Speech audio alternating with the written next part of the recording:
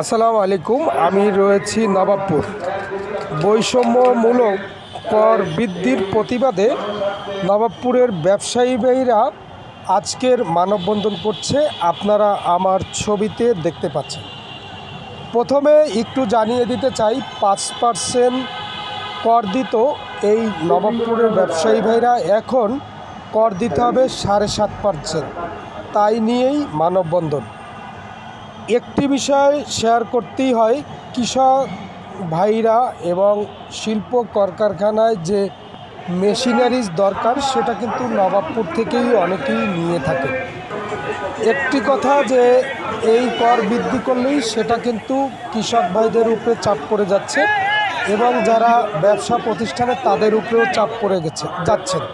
ব্যবসায়ী বাঁচলে, কৃষক বাঁচলে বাঁচবে দেশ, তাইতেই আমাদের সোনার বাংলাদেশ। তো আমি বেশি কথা বলবো না। তাদের যে দাবি, আগে যে 5% ব্যাট দিত সেটাই বহাল থাক, 7.5% ব্যাট তারা দিতে রাজি হচ্ছে না বলেই তারা আজকের এই ব্যবসায়ীরা দোকানপাট বন্ধ করেই মানববন্ধন করছেন। সবাই ভালো থাকুন। আসসালামু আলাইকুম।